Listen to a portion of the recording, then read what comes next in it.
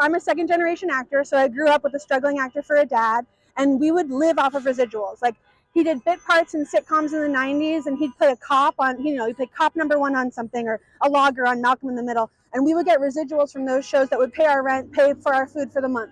We relied on residuals. Now, as an actor who is a series regular on multiple shows on streaming series, I don't see a penny of residuals. It's built into my contract. It's in a part of how I'm getting paid, and so I checked last night just to like cross-reference my residuals for the heck of it, and it's pretty funny. I mean, I've made like $700 in residuals for a show that I'm sure I could have made thousands for.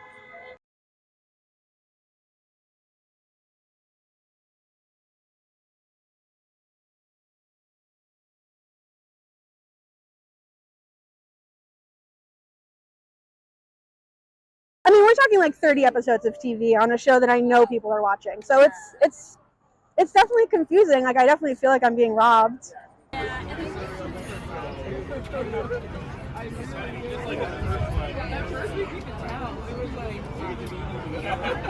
I was lucky enough to be on The Office. It was a great show, and we were watched by, millions of people, and we're very grateful for that. But I started on that show when we were on network television, and the writers went on strike while we were filming that, so we would just get a little piece of streaming, knowing what was coming. It was just a little tiny piece. I'm telling you, it was a fraction, not even close to what we would normally make when you aired that on network television. And here we are, 20 years later, and we've seen what has happened with the industry. We knew back then what it was going to be like, and they said, no, we can't. And now we can't, because we aren't making enough money from residuals to continue on.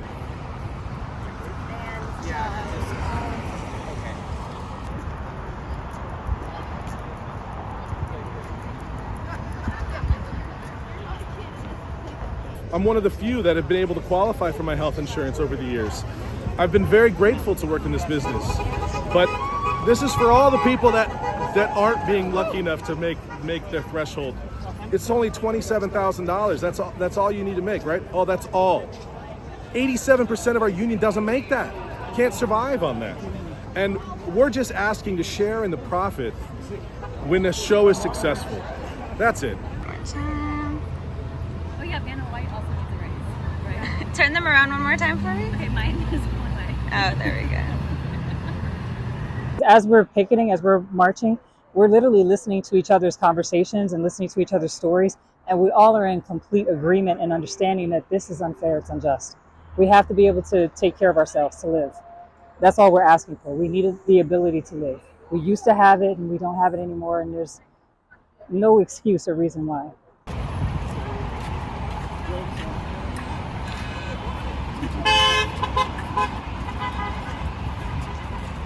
I definitely felt the pinch. I was actually one of the first, because the show WandaVision was the first of the streaming.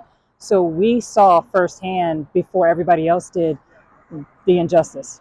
The lack of pay, so we literally saw that first, and we couldn't explain it to people because everyone was so used to the old way of residuals. So yeah, I've been kind of on this march on my own, kind of quietly, because we've known this has been a monster.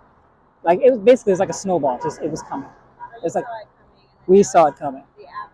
This is literally the aftermath from years ago, from at least 2020, 2021.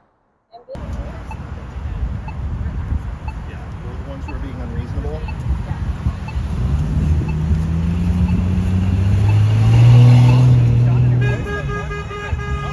Across Brooklyn, but he's moving like a mile away from where we Yeah, they're trying to break us. They've said it quite literally. They're like, okay, we'll be patient. We'll let you guys lose your homes. We'll let you guys lose your apartments. We'll break you. They are looking to break us. And what this is doing is showing a collaboration and a resolve and a community that cannot be broken. The writers, the actors are banding together in solidarity. We are union strong, all of us. And we're fighting for a cause that is worth it.